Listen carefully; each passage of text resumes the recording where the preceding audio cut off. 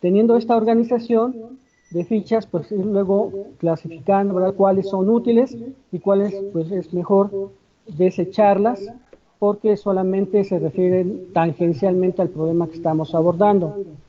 Esto es precisamente el paso de la revisión de la literatura, que debe ser selectiva, en donde preferimos las fuentes primarias, pero también podemos utilizar fuentes secundarias y terciarias, siempre y cuando pues, sean realmente útiles para nuestra investigación y sean relevantes en cuanto al tratamiento del problema que estamos abordando. Entonces tenemos que revisar qué es lo que hay, detectar aquello que nos es útil, lo que no es útil, lo que es fuente primaria, lo que es otro tipo de fuente. Hay que también pues, consultar después estas fuentes, extraer la información y luego hay que hacer el trabajo de integración de acuerdo a nuestro índice o a nuestro mapa para redactar ya el trabajo. También podemos usar fuentes de internet y una fuente que también los alumnos sobre todo deben de saber que tienen a la mano, pues es la consulta a sus maestros, la consulta a expertos que conozcan sobre el tema para que tengan una idea que les sirva de idea inicial para poder organizar su investigación. Y les recuerdo lo que mencionábamos la sesión pasada, el marco teórico se refiere a las teorías, a la teoría o teorías, generalizaciones, constructos que nos van a ayudar a encuadrar nuestra investigación. El marco referencial son las investigaciones antecedentes, que son muy importantes, sobre todo para determinar pues cómo ha sido tratado el problema o el tema que estamos investigando, qué metodología se utilizó, qué errores se cometieron, qué instrumentos se utilizaron. Es para eso muy importante consultar estas investigaciones antecedentes. El marco conceptual, puede ser desde un principio de la definición del problema, pues definidos algunos conceptos básicos, pero quizás ya adentrándonos en el estudio del marco teórico, podemos encontrar otros conceptos, otras definiciones que es importante incluir dentro de nuestro marco conceptual para distinguir la terminología que se va a manejar en términos científicos, en un nivel científico en nuestra investigación y que no se confunda con el habla común, el habla normal, o también a lo mejor nuestros conceptos están definidos de una determinada forma de acuerdo a una teoría y dentro de otra teoría pues están manejados de otra manera. Entonces es importante hacer esta distinción para que los lectores de nuestra investigación pues puedan distinguir esto, ¿no? Y el marco antropológico, sobre todo con investigaciones que en un momento dado pues es importante marcar de qué punto de partida estamos iniciando nuestra investigación, de qué concepto de hombre estamos iniciando, pues hay que marcarlo, ¿verdad?, en este marco teórico, en esta perspectiva teórica de la investigación. Bueno, aquí vemos cuáles son las funciones del desarrollo de la perspectiva teórica. Mientras lo leen, quisiera comentarles que es importante dentro del desarrollo ya la redacción de los capítulos o subtemas o del esquema que hayamos concebido para la presentación de nuestro marco teórico, que haya en cada apartado como una introducción, una pequeña introducción de qué es lo que se va a ver ahí, y al finalizar una conclusión en donde haya una referencia a qué es lo que estamos retomando para nuestra investigación de lo que hemos puesto, de lo que hemos descrito, de lo que hemos redactado en ese apartado o en ese capítulo o subcapítulo.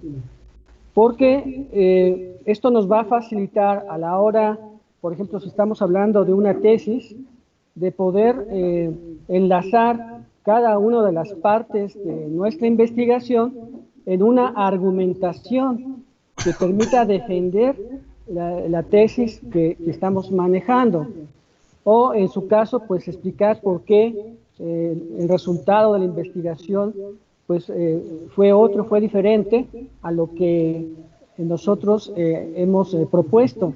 Entonces, no se trata de hacer una colección de informaciones ahí, como muchas veces nuestros alumnos hacen, de cortar y pegar, ¿verdad? De nada sirve tener ahí información acumulada, aunque esté muy bien ordenada en capitulitos o muy bien ordenada dentro de unos esquemas o cuadros explicativos, si no existe pues detrás un conocimiento, una comprensión y una sistematización lógica de esos conceptos, de esas teorías, de esos constructos que estamos utilizando para la solución del problema.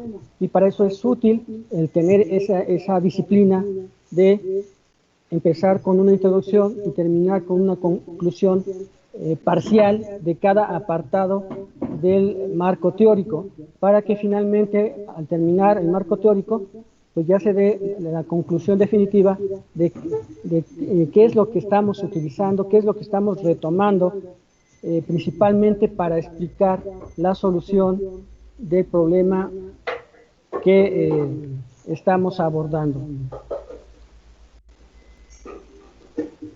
Entonces yo creo que verdaderamente son muy útiles estos videos que les proporcioné, sobre todo para retomar este aspecto tan importante, que es el de utilizar los bancos de información, las redes que existen en Internet, los motores de búsqueda de los centros de investigación, de las revistas electrónicas de investigación, que nos pueden ayudar a recabar la información más reciente sobre cualquier asunto que estemos tratando en nuestra investigación. Entonces, esto en cuanto al marco teórico, retomando algo que nos faltó comentar la sesión pasada.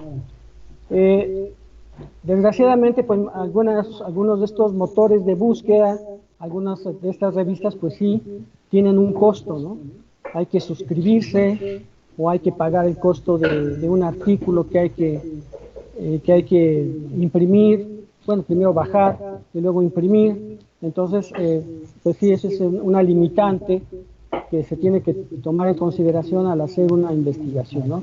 Y bueno, pues también en un momento dado, pues hay libros que quizá no tenemos o que no podemos conseguir en una biblioteca, y entonces tenemos también que adquirirlos, ¿no? Y esa es otra limitante en un momento dado para cualquier investigación, tener que desembolsar recursos para poder comprar un libro, poder pagar un artículo, etcétera, ¿no? Bueno, no sé si tengan algún comentario, algo que pueda ser útil para todos los demás en cuanto al marco teórico.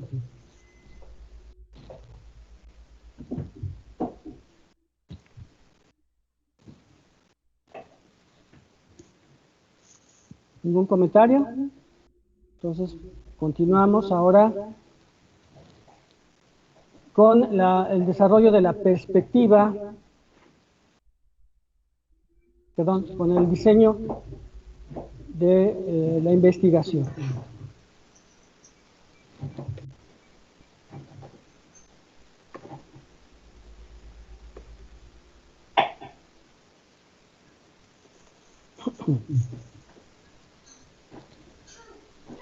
El maestro Alfredo Hernández desea hacer un comentario, tiene la mano alzada.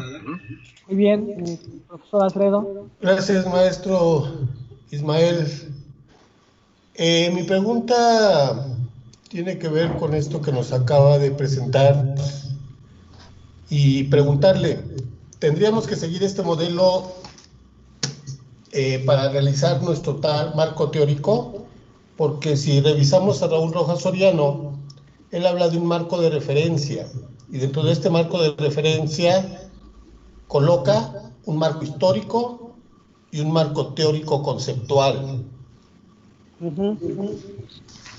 Bueno, el marco histórico puede ser útil en algunos casos, dependiendo de la temática que estamos abordando. pero no siempre es necesario el marco histórico. Depende, repito, del tema. Si, por ejemplo, estoy haciendo un tema de derecho en donde el tema tiene que ver con derecho constitucional y hay que hablar de cómo se trató este tema dentro de un marco legal en la Constitución original del 17, pues ahí sí tengo que hacer un marco histórico, ¿no?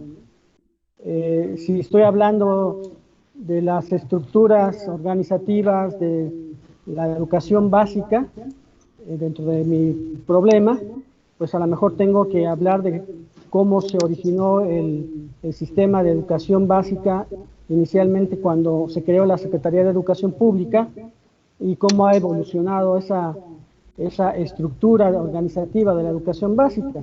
Entonces depende de la temática, pero habrá otros temas que no es necesario, no es indispensable abordar un marco histórico propiamente.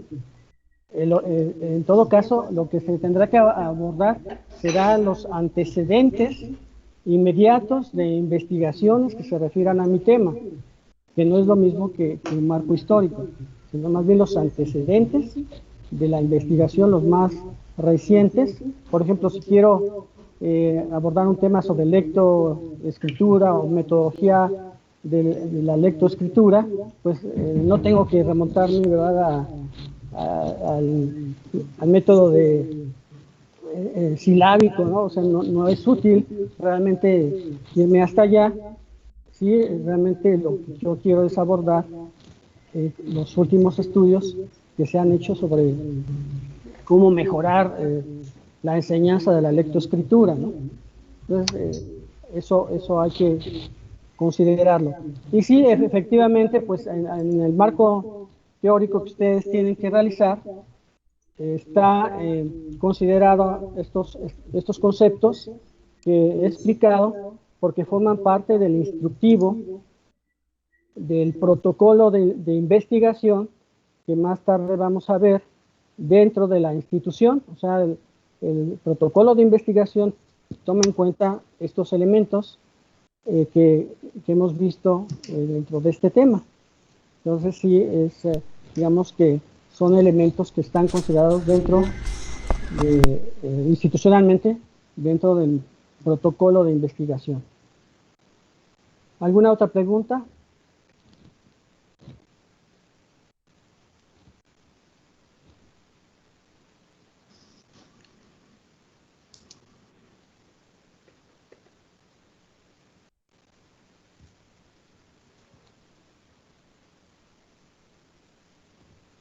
Bien, aquí está ya en su pantalla la siguiente presentación sobre el diseño de la investigación.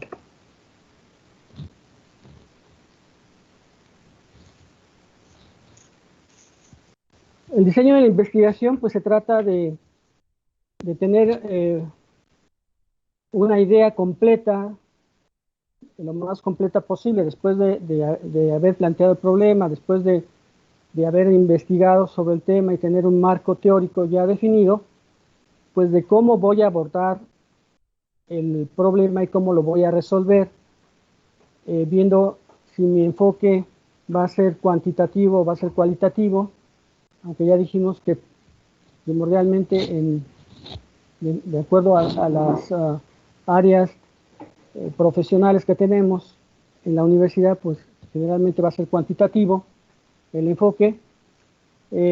Entonces hay que analizar qué métodos, qué técnicas vamos a utilizar, cuál va a ser la hipótesis que vamos a manejar y cómo vamos a poderla abordar mediante esta metodología. Y nos dice Hernández Sampieri, el diseño de la investigación se define como el diseño, plan o estrategia que se desarrolla para obtener la información que se requiere en una investigación y responder al planteamiento del problema. Si nosotros tenemos un diseño adecuado, cuidadoso de nuestro estudio, los resultados que vamos a obtener pues van a ser realmente valiosos, importantes, para el desarrollo del conocimiento. Y pues vamos a abordar primeramente por los diseños experimentales, en donde podemos observar que hay una relación que estamos buscando entre una causa y un efecto, ¿no? En donde la causa se describe con la letra X y el efecto con la letra Y. Dentro de la investigación de tipo experimental, pues vamos a tener los preexperimentos, los cuasi experimentos y los experimentos puros. Y por otra parte, pues dentro de lo no experimental, vamos a tener las investigaciones transversales y longitudinales. Esta investigación no experimental, pues como sabemos también es conocida como investigación después de los hechos, ¿no? O sea, son cosas que no se pueden experimentar, son fenómenos, son sucesos que no se pueden experimentar por la gran complejidad que esto representa, ya que son hechos sociales, por ejemplo, son hechos humanos que ya se sucedieron en el pasado y que no sería factible experimentarlos. Y entonces vamos a conocer, o tratar de conocer esas realidades a partir de describir las variables que intervienen en ellos, y especialmente si queremos buscar sus posibles causas, pues estudiar sus efectos, ¿no?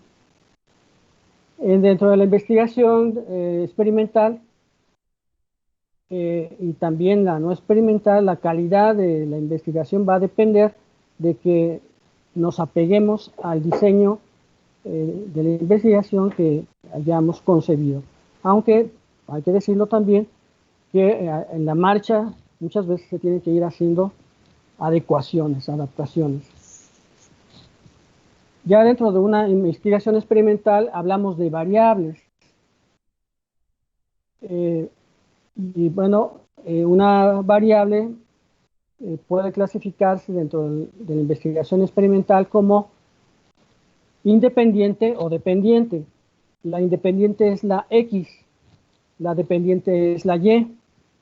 La variable independiente es la que antecede a la dependiente. Es la que puede variar y que puede ser manipulada, la que puede controlarse para que se produzca esa variación. Entonces, la variable independiente, la variable X, en un experimento es aquella que puede reunir estas características. Entonces, la variable independiente se manipula. Luego, esta variable puede cambiar, puede variar en 2 o más grados. La variación mínima pues es su presencia o ausencia. Por ejemplo, si hablamos de la variable temperatura, pues podemos hablar de diferentes grados de temperatura. Si vamos a hablar de calor, pues sobre cero, pues todas las variaciones de temperatura pues son todos los grados, ¿no?, centígrados que puede adoptar la temperatura de un cuerpo. Si vamos a hablar de frío, pues por debajo de los 0 grados, vamos a hablar de toda la multitud de variaciones que puede haber. Si hablamos de estaturas, si hablamos de años, si hablamos de cualquier cantidad, pues podemos ver que son diferentes los grados, coeficiente intelectual, ¿verdad?, también. Son diferentes los grados que puede adoptar la variable independiente. En cambio, la variable dependiente no se manipula, sino que se mide. La variable dependiente es donde, la variable Y, vamos a medir los efectos que se supone vamos a poder observar al manipular la variable independiente. Y de esto es muy importante, así como es importante tener control de la manipulación, también el tener el control de la medición de la variable dependiente para que nuestra investigación pues tenga validez. ¿Cuáles son los tipos de diseños experimentales? Los preexperimentos, los experimentos puros y los cuasi experimentos.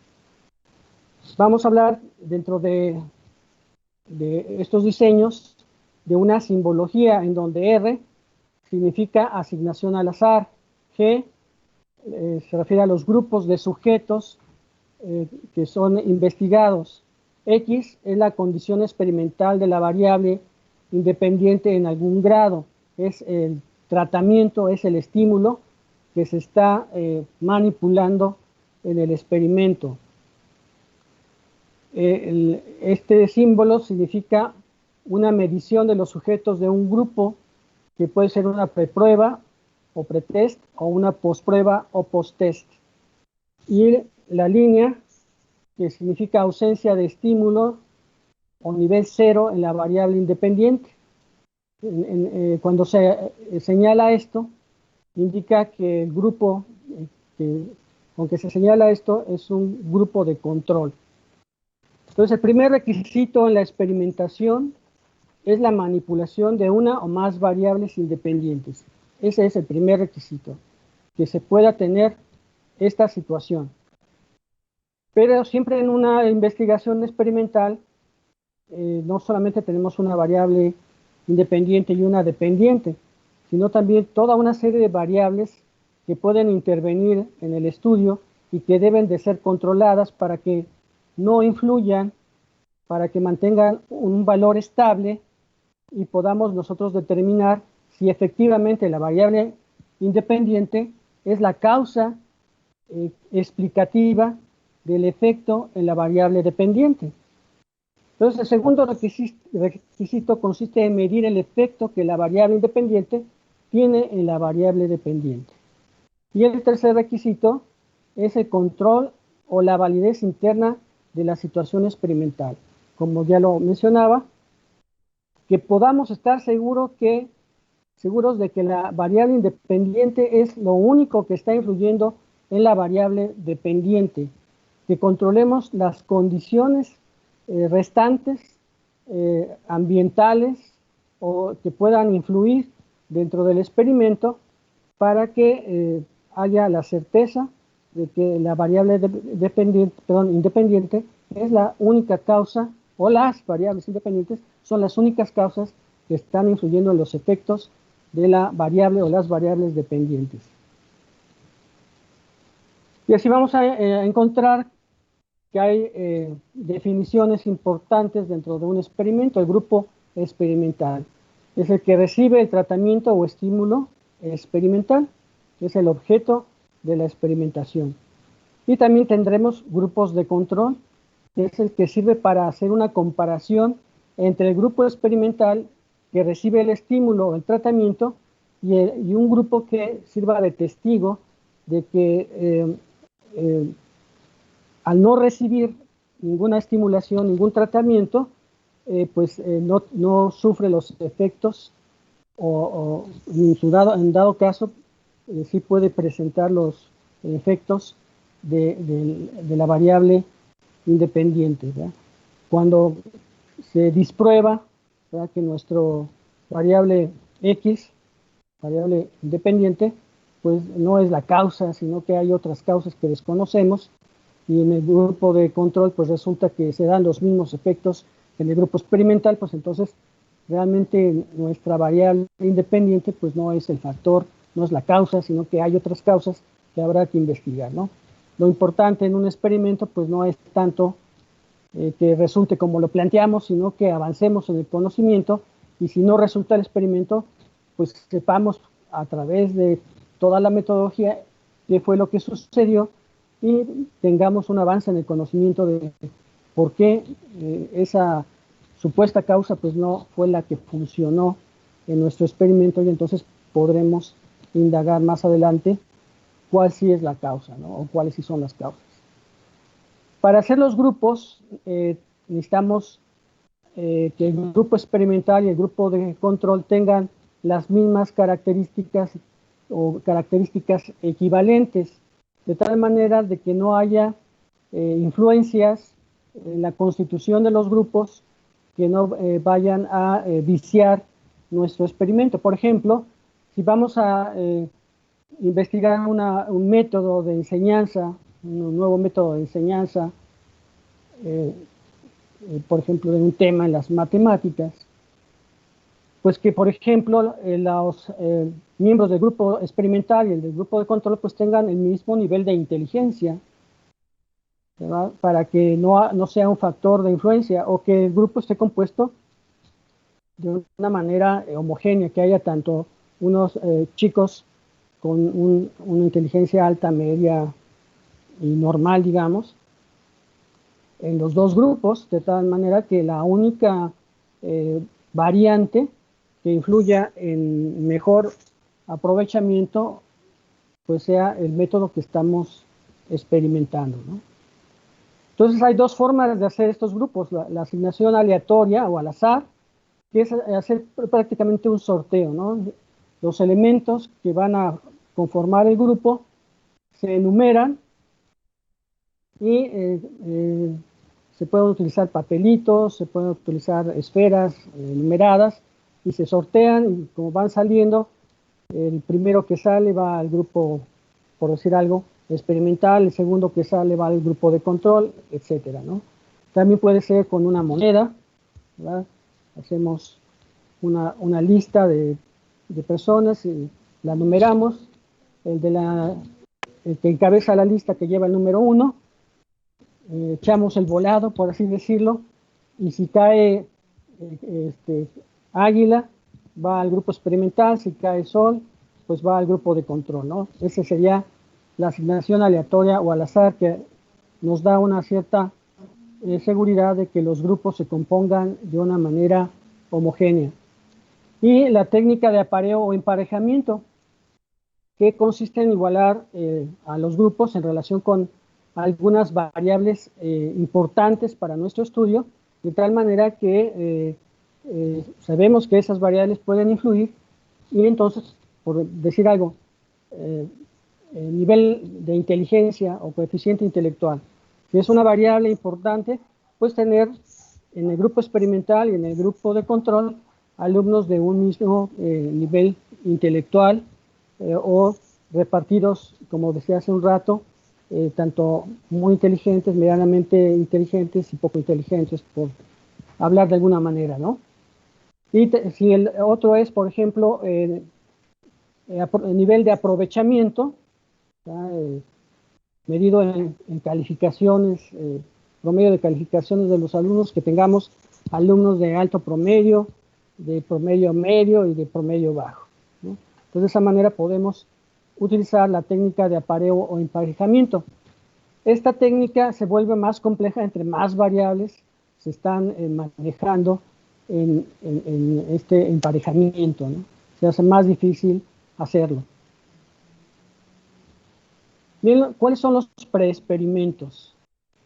Son experimentos en donde el grado de control es mínimo, en donde el estudio del caso que estamos haciendo pues se hace con una sola medición. Solamente se va a administrar un estímulo o tratamiento a un grupo, y después de aplicar, se va a aplicar una medición de una o más variables para observar cuál es el nivel del grupo en estas. Y se representa de esta manera. Un grupo, en este caso puede ser un grupo ya establecido, un grupo que tenemos de alumnos, al que se le da un tratamiento y se le aplica una medición después del tratamiento para ver qué sucedió con ese grupo, ¿no? Esto es un preexperimento donde pues el grupo no se tiene mucho control, se da el tratamiento y la única medición que tenemos es un post-test, una prueba al finalizar el tratamiento. Podemos también tener el diseño de pre-prueba, post-prueba con un solo grupo, en donde a un grupo se le aplica una prueba previa al estímulo o tratamiento experimental, después se le administra el tratamiento y finalmente se le aplica una prueba posterior al estímulo. Entonces aquí hay dos pruebas, una inicial, pretest, y una final, post-test. Y se representaría aquí, de esta manera. Aquí la R está indicando que estamos haciendo una conformación del grupo al azar, ¿verdad? Esta R está significando eso, que el grupo se integró al azar, con lo cual ya tenemos más control, tenemos un pretest y un posttest, ¿verdad? Pero esto es todavía un pre-experimento.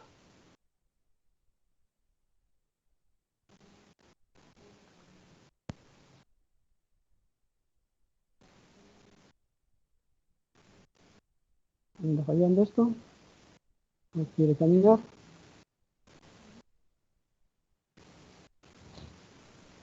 Está revelando. Ahí está. ¿Qué son los experimentos puros?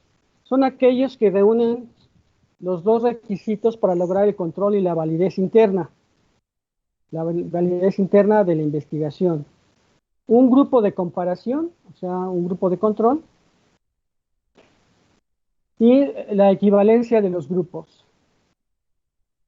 Entonces tendríamos entre los experimentos puros el diseño con postprueba únicamente y grupo de control. Tendríamos el diseño con preprueba, postprueba y grupo de control. El diseño de 4 grupos de Solomon y los diseños experimentales de series cronológicas múltiples y los diseños factoriales. Estos serían los experimentos puros. El diseño con postprueba únicamente y grupo de control, aquí se representa, ¿verdad? El grupo 1 se integra al azar, el grupo 2 se integra al azar, al grupo 1, que es el experimental, se le aplica el tratamiento y solamente se le aplica la prueba final, ¿verdad? La prueba posterior al tratamiento. Al grupo de control no se le da tratamiento, obviamente, pero sí se le aplica la prueba después del tratamiento que se le da a este grupo, pero a este no. La misma prueba se aplica a los dos. Entonces, en este caso, la manipulación de la variable independiente alcanza solo 2 niveles, presencia y ausencia. También podría ser con más variables independientes. No está aquí representado, pero se podría hacer también de esa manera. Los sujetos se asignan a los grupos de manera aleatoria, al azar. Cuando concluye la manipulación, a ambos grupos se les administra una medición sobre la variable dependiente en estudio. Diseño con preprueba, postprueba y grupo de control. Este diseño pues es más completo. Tenemos la integración de un grupo aleatorio, otro grupo aleatorio, este es el experimental, el que recibe el tratamiento, este es el no experimental, tenemos aquí la preprueba, la postprueba, la preprueba y la postprueba para aplicarlo a ambos grupos de los que estamos aplicando esta metodología de experimento puro. Tenemos el tercer diseño de los 4 grupos de Solomon.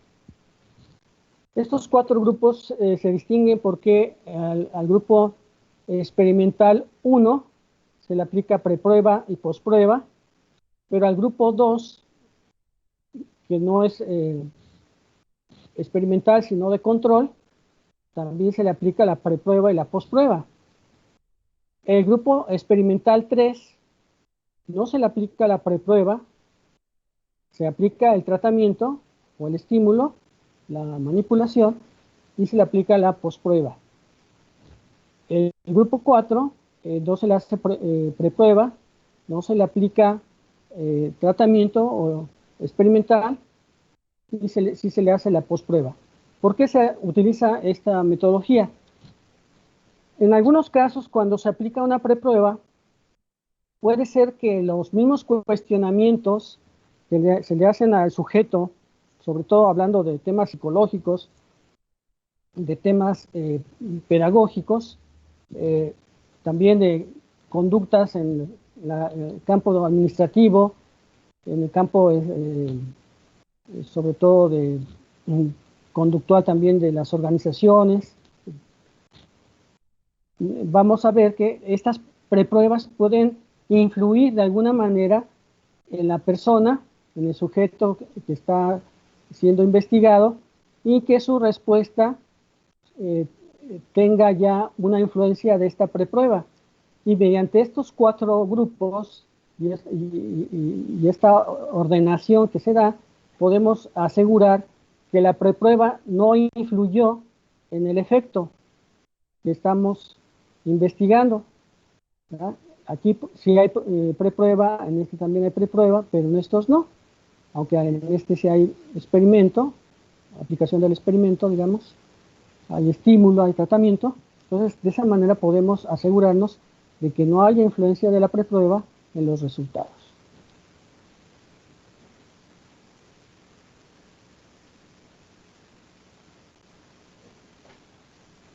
Diseños experimentales de series cronológicas múltiples. Los diseños que hemos visto anteriormente, que son de experimentos puros, pues se refieren a un momento de investigación, a saber el resultado de algo que se puede observar a corto plazo. Pero hay cosas que no se pueden observar a corto plazo, sino a mediano o largo plazo, y entonces requieren de una experimentación y de una observación que se realiza a través del tiempo, fijando diferentes etapas de estimulación o de observación para ver el efecto de la variable independiente en la variable dependiente, o las variables, ¿verdad? Puede ser más de una. Entonces, a este tipo de experimentos se les llama diseños experimentales de series cronológicas múltiples. Y, por ejemplo, tenemos programas de difusión de innovaciones, métodos educativos, modelos de entrenamiento o estrategias de psicoterapia que pues requieren este tipo de experimentación que a lo largo del tiempo se vayan haciendo observaciones de cuál es la evolución de los sujetos investigados para ver el efecto de la variable independiente en ellos.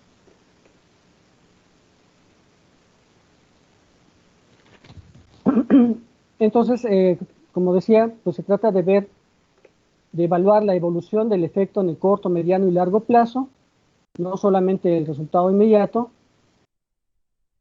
A veces la aplicación del estímulo por una sola vez no tiene efectos. Por ejemplo, si estamos investigando un medicamento, pues tiene que ser administradas diferentes dosis a través del tiempo, a través de diferentes días, un determinado número de días, para saber cuál es el efecto que tiene el medicamento.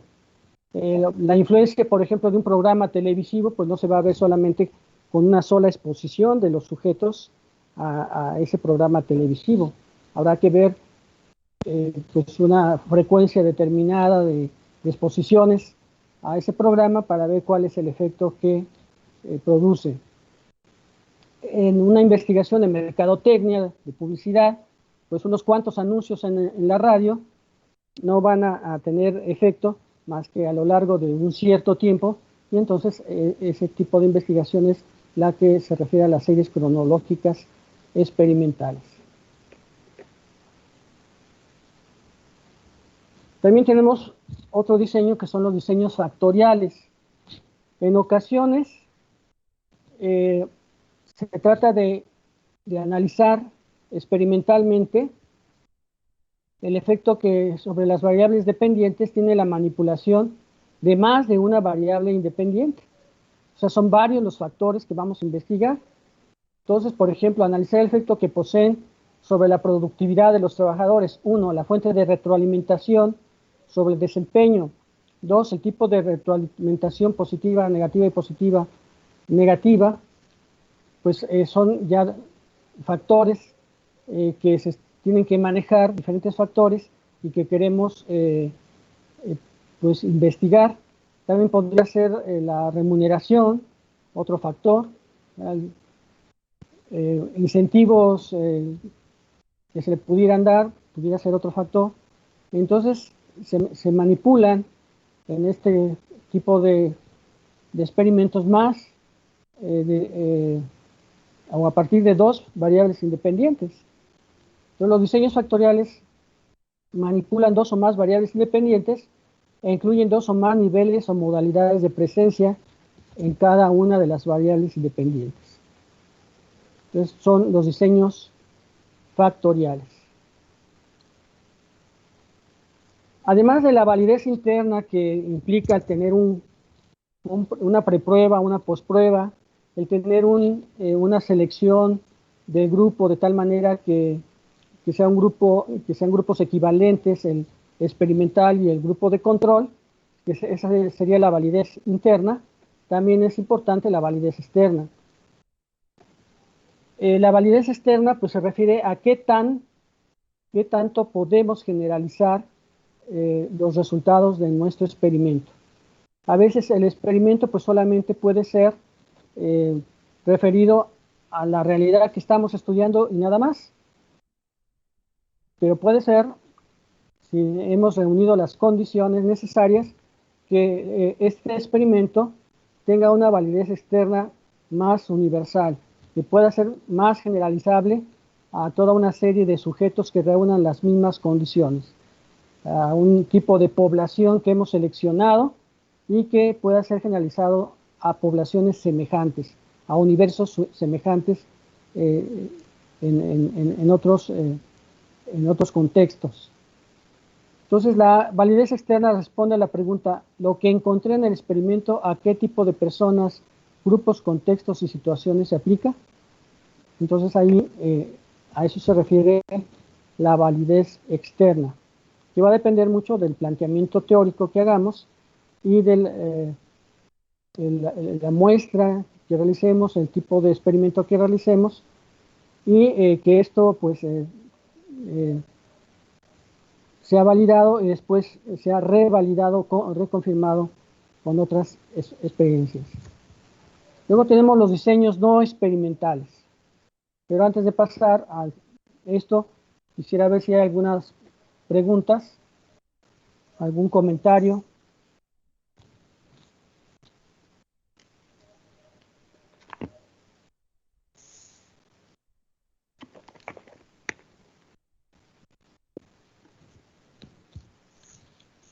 No, maestro, todo muy bien, todo muy claro, muchas gracias.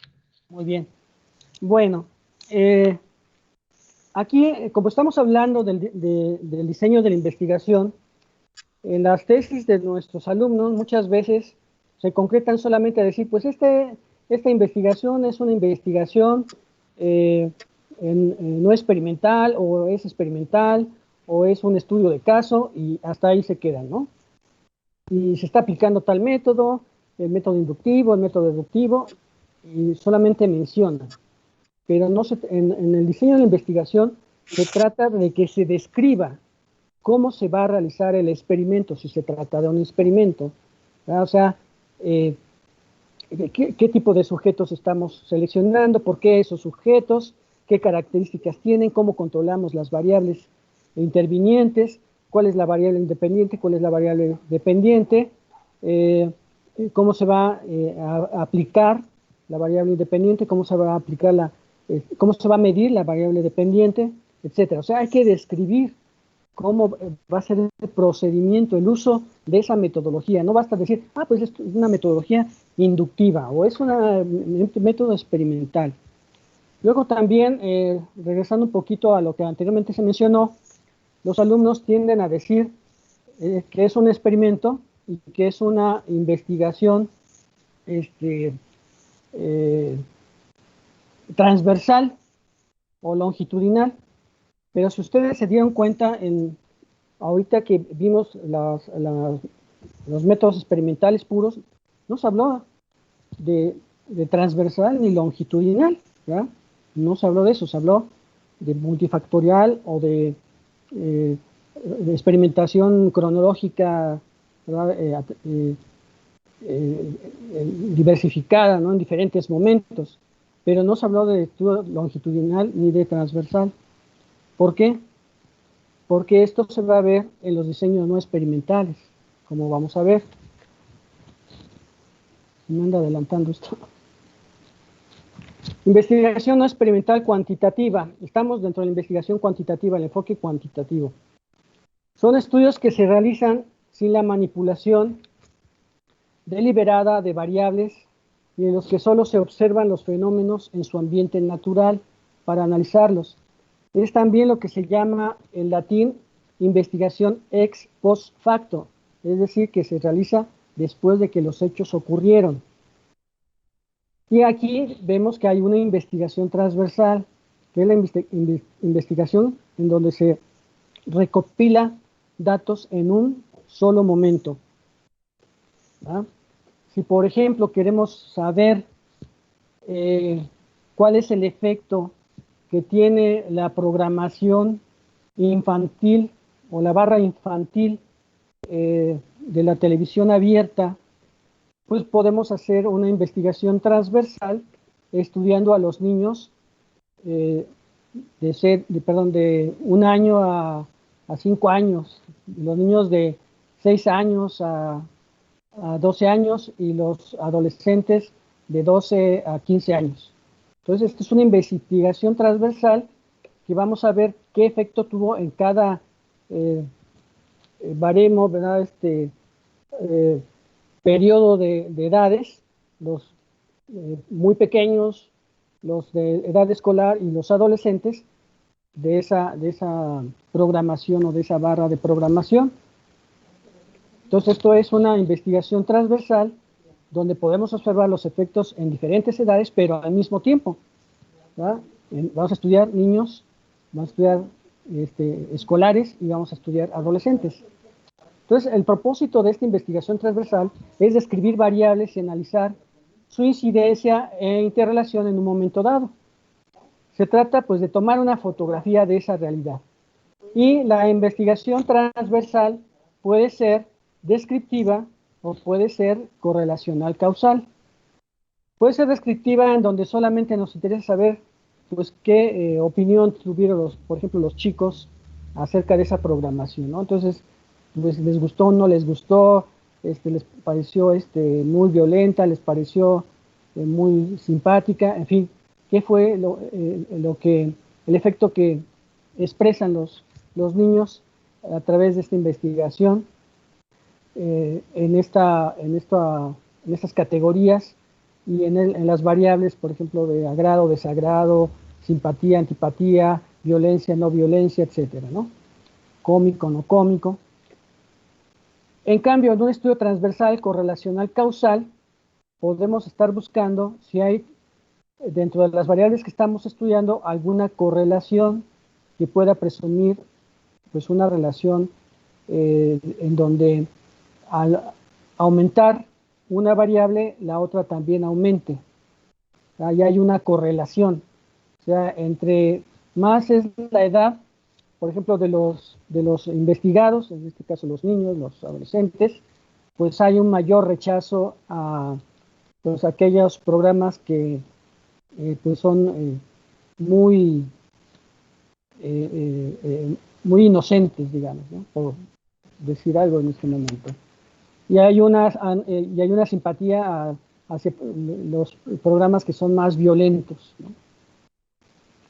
Y viceversa, los niños más pequeños pues van a manifestar un rechazo mayor a los programas más violentos y una mayor aceptación a los que son más simpáticos, más amables. Obviamente esto de amable, aceptable, violento y demás, pues se tendría que definir en términos medibles, ¿no? Y observables. Ahorita estoy dando el ejemplo nada más, no sería válido hablar solamente en esos términos, ¿no? A veces únicamente en términos correlacionales, pero también a veces en términos de causa-efecto, en donde ya estamos buscando la relación que tienen los efectos con la causa, ¿no?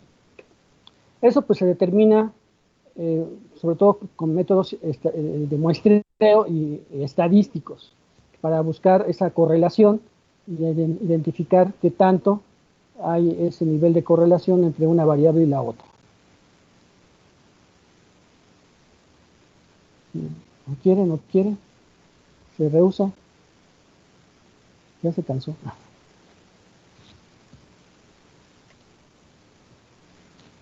Bueno, aquí está descrito los estudios no experimentales descriptivos y los correlacionales causales, ¿verdad? Se recolectan los datos y se describe la categoría, ¿verdad? Votaron por este partido en estas elecciones los sujetos que presentaban estudios de primaria, hasta primaria, y votaron por este otro partido los que tenían estudios hasta preparatoria o universidad, ¿verdad? Entonces ahí estamos haciendo un estudio no experimental descriptivo y estamos viendo en el estudio de unas elecciones cómo votaron las personas de acuerdo a su nivel de estudios. Las mujeres votaron más por este partido, los hombres votaron más por este otro partido, ¿no? Los correlacionales causales se recolectan igualmente los datos y se describe la relación entre por lo menos dos variables, ¿no? Entonces ahí podríamos decir los que recibieron alguna ventaja, algún programa social, votaron más por el partido que está en el gobierno. Los que no recibieron ningún programa social, votaron más por la oposición. Entonces ahí vemos, o tratamos de ver una relación, o una correlación, y luego podríamos establecer una relación de causa-efecto, ¿no?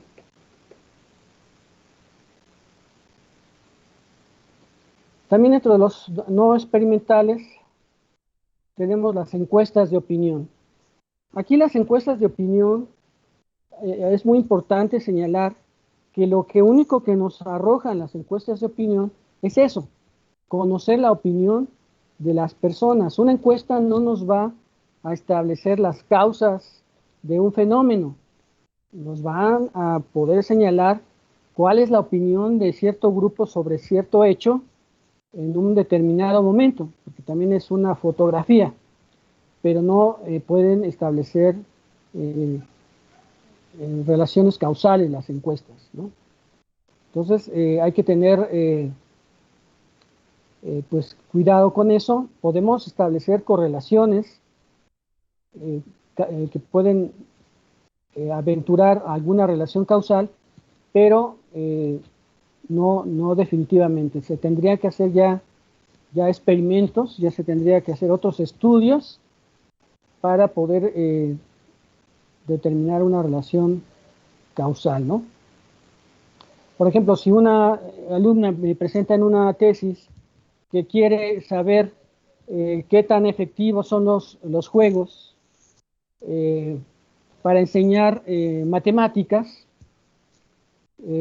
las operaciones aritméticas, concretamente básicas, y entonces la alumna en su tesis pone una encuesta que aplica a los alumnos, perdón, a los maestros, de cómo vieron la efectividad de los juegos para que los niños aprendieran. Bueno, pues esto no es válido, porque la encuesta solamente me va a servir para saber cuál es la opinión que tienen los maestros, pero no me va a poder establecer una relación de causa-efecto entre los juegos utilizados como método para enseñanza de la aritmética básica, ¿verdad?, con la mejor enseñanza. Ahí lo más apropiado sería aplicar, primero formar grupos experimentales, ¿verdad?, de control y de experimentación, hacer un pretest y hacer un posttest después del tratamiento a los grupos experimentales y del no tratamiento a los grupos de control. Y entonces ahí sí estoy determinando una relación causa-efecto, pero una encuesta de opinión a los maestros sobre qué tan efectivos son los juegos para enseñar aritmética, eso pues no es válido, ¿no? Y eso se produce mucho en nuestras tesis, en nuestros alumnos caen mucho en ese tipo de tratamiento de las cosas. Más adelante vamos a hablar, espero que nos dé tiempo, no hoy, sino en otras sesiones, sobre la metodología de las encuestas de opinión.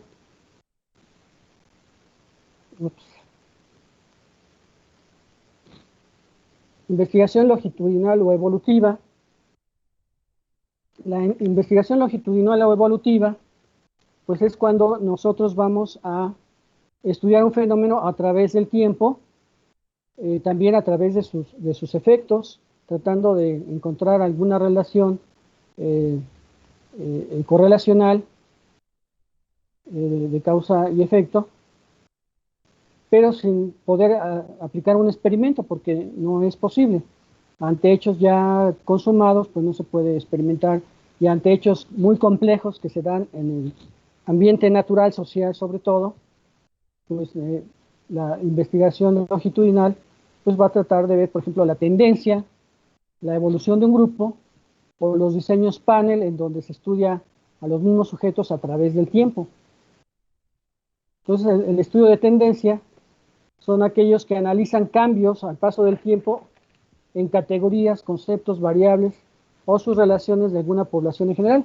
Por ejemplo, quiero estudiar en Chalco, pues cuál es la tendencia de los estudiantes en cuanto al interés por ciertas carreras, ¿verdad? Un estudio que debemos hacer en Chalco, ¿verdad? Para saber pues cómo va cambiando el interés por ciertas carreras que nos puede servir para cambiar nuestra oferta educativa. Entonces, este año pues la tendencia todavía nos favorece porque quieren estudiar Derecho, quieren estudiar Pedagogía, quieren estudiar pues las carreras que tenemos, ¿no? Pero el próximo año o dentro de 3 años volvemos a hacer este estudio de tendencia y ya vemos que pues quieren estudiar enfermería, quieren estudiar odontología, quieren estudiar psicología clínica, no psicología en general, sino psicología clínica. Entonces ahí ya estamos viendo que la tendencia está cambiando, ¿no? Estamos estudiando a la misma población, jóvenes de Chalco, pero no estamos estudiando a los mismos sujetos. Y hacemos un muestreo, pero ese muestreo, pues la muestra no es igual, ¿verdad? Son distintos sujetos los que estamos estudiando, pero estamos viendo la tendencia, cómo está cambiando. Diseños longitudinales de evolución de grupo.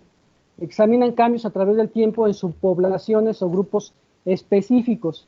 Su atención son las cohortes o grupos de individuos vinculados de alguna manera o identificados por una característica común. Generalmente puede ser la edad o la época o la región geográfica, ¿no? Y los diseños longitudinales de panel que son similares a las dos clases anteriores, pero los sujetos son los mismos. O sea, Juanito, Pedrito, Santiago, los voy a estudiar a través de 3 años, ¿verdad? Cómo han cambiado sus gustos, por ejemplo, en cuanto a la música, ¿no? Entonces, son los mismos sujetos. Claro que en mi investigación tengo que prever que esos sujetos que estoy estudiando, a lo mejor uno se me va a vivir a otra parte, uno se me muere, ¿verdad? Entonces tengo que tener suficientes sujetos de investigación previendo, ¿verdad? La disminución que puede tener la muestra, ya sea por cambio de residencia, ya sea por muerte o X situación que pueda afectar a mis sujetos de investigación.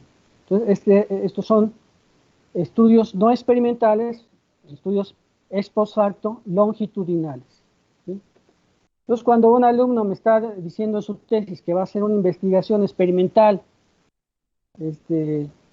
transversal, pues está contradiciendo. ¿Por qué? Porque un estudio transversal no es experimental, ¿sí? Entonces, ahí hay que tener cuidado que obviamente nuestros alumnos pues fácilmente se pueden confundir. Otra forma de investigar pues son los estudios de caso, que son todo un caso, ¿verdad? Como aquí lo dice, los estudios de caso son considerados por algunos autores como una clase de diseños a la par de los experimentales, no experimentales y cualitativos. O sea que los estudios de caso pueden ser experimentales, pueden ser no experimentales, pueden ser de enfoque cuantitativo, pueden ser de enfoque cualitativo, ¿verdad? También pueden ser hasta para hacer estudios de tipo etnográfico, ¿verdad? Entonces, los estudios de caso pues pueden adoptar la metodología experimental la preexperimental, ¿verdad? Pueden hacerse a través de ellos estudios transversales o longitudinales, no experimentales, o pueden hacerse estudios cualitativos. Aquí pues no tenemos el tiempo, pero sería muy interesante pues que ustedes tuvieran una lectura de lo que son los estudios de caso, porque por ejemplo un estudio de caso puede ser la Universidad Azteca Plantel Chalco, ¿verdad? Es un estudio de caso. ¿Cuáles son las causas de su éxito y cuáles son las causas de sus malos resultados en determinadas cosas, ¿no? Es un estudio de caso.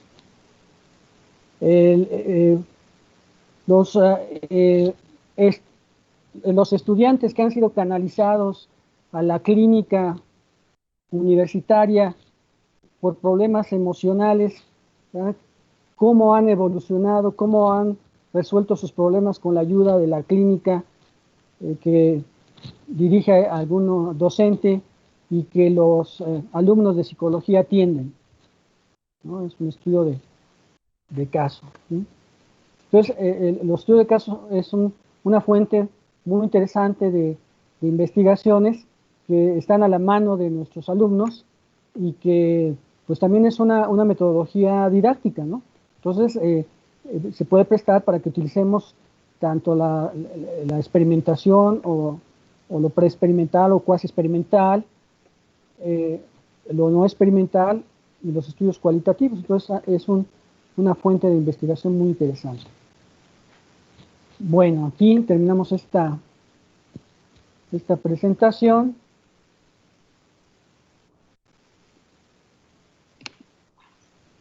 Si tienen alguna pregunta, algún comentario.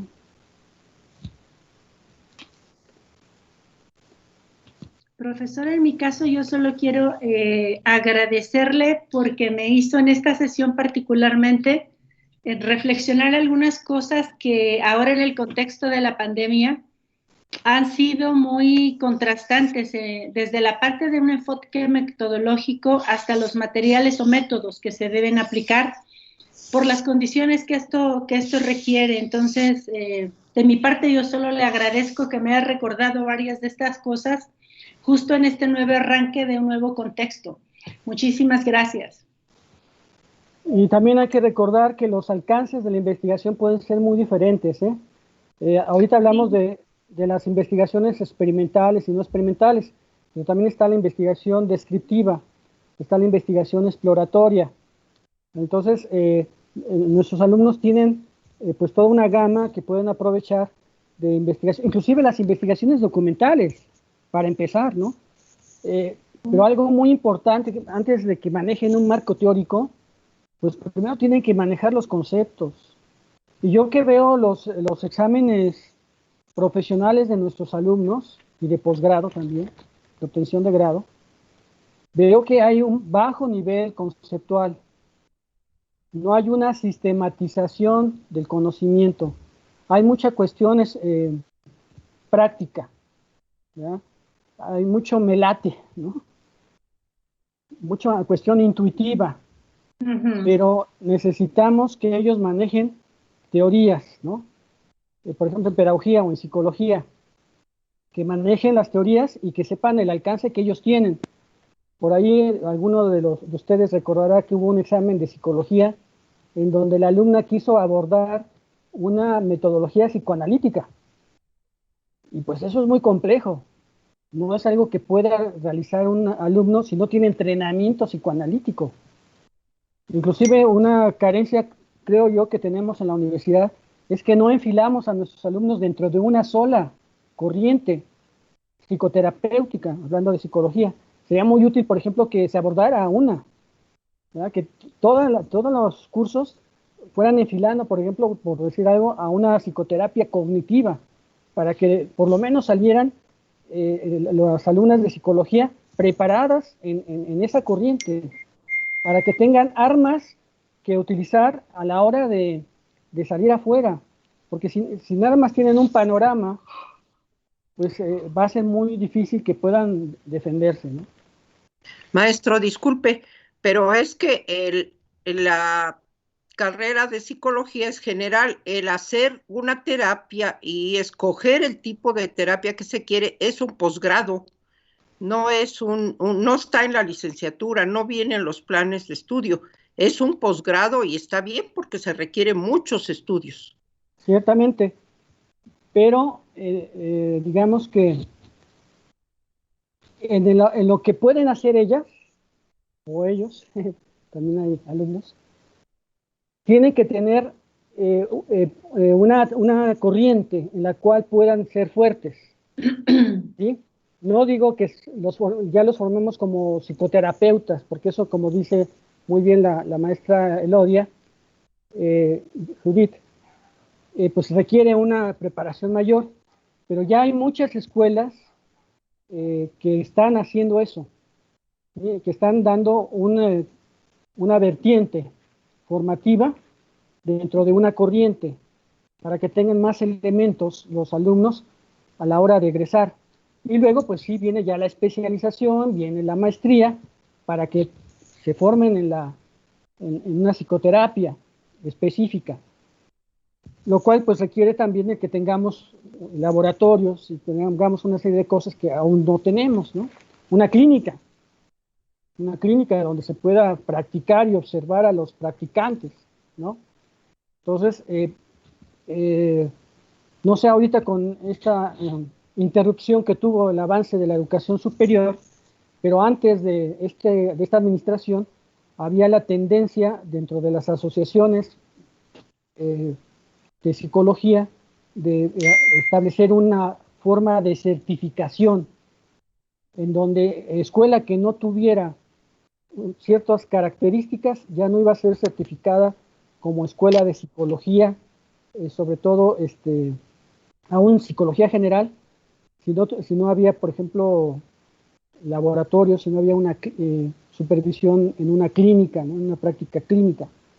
Entonces, no sé qué vaya a suceder ya con esta administración, pero antes había esa tendencia. Entonces, tendríamos que tener las antenas bien puestas para ver qué pasa, porque lo único que se autorizaría a una escuela para tener psicología sería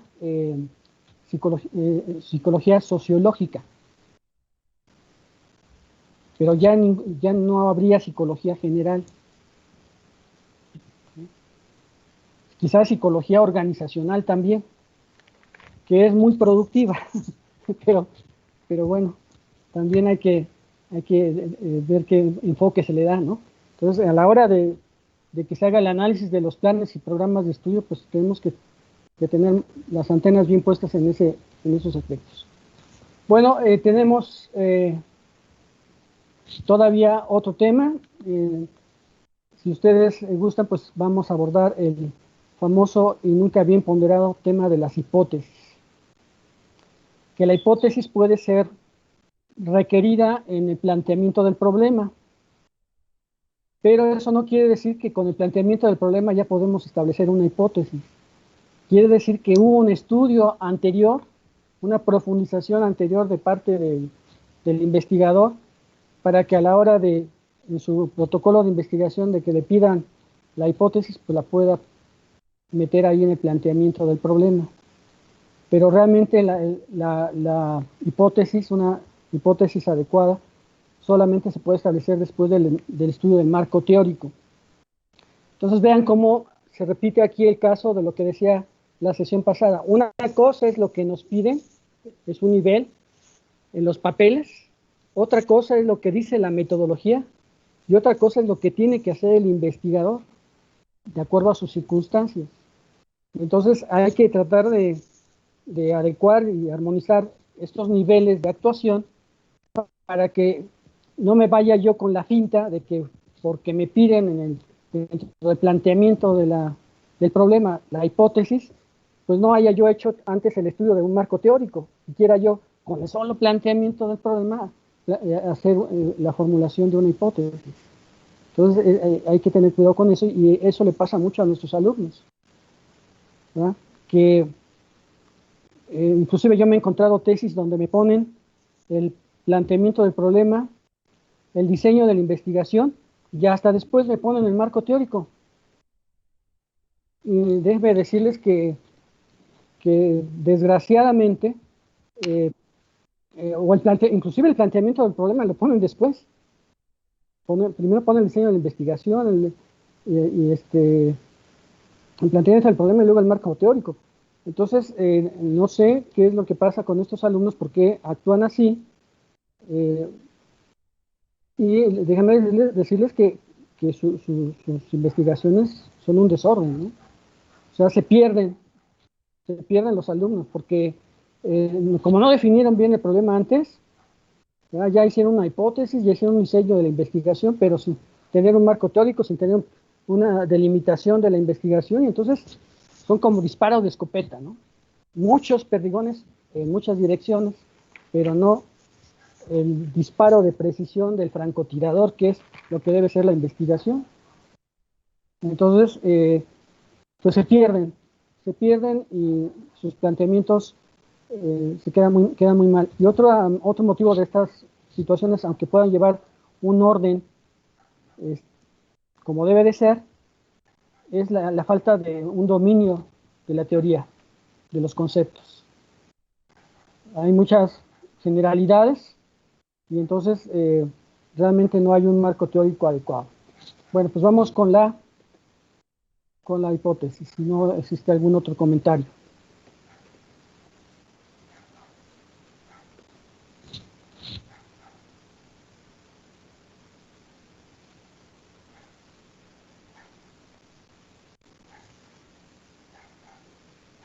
Creo que no lo tengo abierto.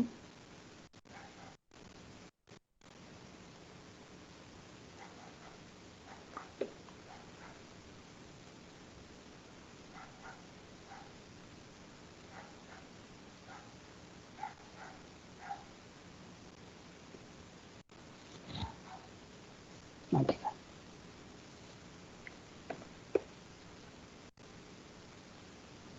¿Ya lo están viendo?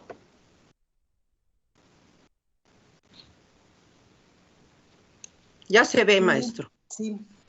Muy bien. Bueno, pues la hipótesis, ya sabemos la definición clásica de que es la respuesta tentativa a un problema. Esta respuesta pues se expresa en la relación entre dos o más variables. Esta relación puede ser de causa-efecto en el caso de una hipótesis que se va a manejar en una investigación experimental o una no experimental, pero de correlación causa-efecto. Pero puede ser de otra naturaleza cuando estamos manejando una investigación descriptiva nada más. Bueno, ahorita vamos a ver cómo se da. No toda investigación cuantitativa requiere la formulación de una hipótesis. Muchas veces en los trabajos de tesis de nuestros estudiantes quieren a fuerzas formular una hipótesis, ¿ya? Y no es necesario en todos los casos. Por ejemplo, pues en arquitectura, si van a hacer un diseño de un edificio, por decir algo, pues a lo mejor no necesitan una hipótesis, ¿no? Pero en otros casos sí. Entonces, por ejemplo, una investigación de alcance exploratorio, pues no requiere una hipótesis. Una de alcance descriptivo, pues solamente requeriría hipótesis si se pretende hacer un pronóstico de un hecho o un dato. Por ejemplo, en la investigación se trata de determinar que el número de muchachos con tendencias suicidas se incrementó después de esta pandemia. Entonces se hace un estudio descriptivo, no se hace un experimento, pero se hizo una hipótesis en la que se cree que, por ejemplo, aumentó en un 10%, en un 15% después de la pandemia, ¿no? Por decir algo. Alcance correlacional, ahí hay una hipótesis correlacional en donde suponemos, por ejemplo, que si hay más encierro por parte de las personas dentro de la pandemia, pues aumentará más la violencia intrafamiliar. Y ahí hay una hipótesis correlacional, ¿verdad? Que podemos investigar descriptivamente si escogemos una muestra y a través de entrevistas o de cuestionarios vemos cuánto tiempo estuvo la gente encerrada por la pandemia y le preguntamos cuántos sucesos de violencia verbal y violencia física se dieron en el hogar, ¿no? En ese lapso de tiempo. El alcance explicativo, pues obviamente siempre va a requerir una hipótesis causal, lo que llamamos una hipótesis de investigación. Entonces, ¿de dónde surgen las hipótesis? Pues surgen del planteamiento del problema y del marco teórico. Por eso es importante que el estudiante haya estudiado primero el marco teórico para poder elaborar su hipótesis, que se haya zambullido en el tema para poder formular una hipótesis. A veces se dan garbanzos de libra de personas muy intuitivas que pueden llegar a formular hipótesis sin haber estudiado mucho un problema, pero esos son así como Einstein, ¿verdad? Entonces, pues ya de calibre genio, ¿no? ¿Cuáles son las características de las hipótesis? Pues las hipótesis deben de referirse a una situación real, y por una situación real, pues estamos hablando de algo que pueda ser observable. Alguna vez en un curso que dirigí de metodología de la investigación, un alumno de psicología, pues quería investigar cómo podían ayudar a la persona en su desarrollo los fenómenos parapsicológicos y metafísicos que podía desarrollar dentro de sus capacidades. Entonces le dije, oye, es que eso de los fenómenos parapsicológicos y metafísicos y no sé qué, no los puedes describir ni son observables. Entonces tu hipótesis no va a ser válida porque lo que tú estás describiendo no es algo tangible, algo que podamos llamar real desde el punto de vista científico, ¿verdad? Tampoco podemos ponernos a estudiar las intencionalidades de la gente, las intenciones morales de la gente. Así como tal, pues está muy complicado que podamos estudiarlo, ¿no? O el aura, ¿no? Primero tendríamos que demostrar que existe el aura, ¿no? Entonces, tenemos que ver fenómenos que sean reales dentro de, pues, cierto concepto de que sean fenómenos observables, que sean fenómenos estudiables por la ciencia. Luego, las variables o términos de la hipótesis deben ser comprensibles, precisos y lo más concretos que sea posible. Acabo de revisar una tesis en donde decía la estudiante, bueno, es que estos compañeros que tengo, hay unos compañeros de esta escuela que han logrado muy bien sus objetivos al enseñar, y hay otros que lo han hecho medianamente y hay otros que lo han hecho pues muy pobremente, ¿no? A pesar de su preparación.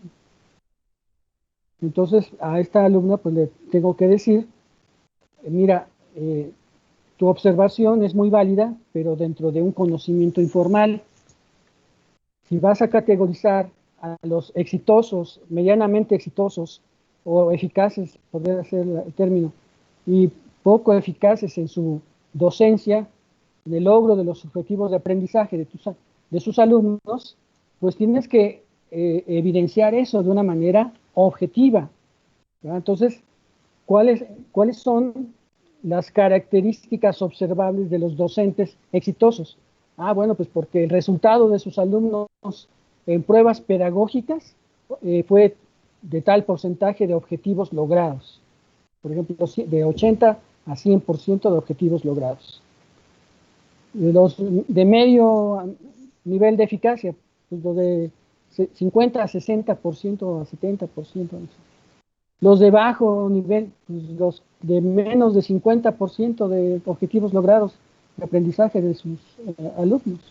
Entonces ahí ya hay una forma de referirse a algo concreto, a algo comprensible, a algo que puede ser estudiado.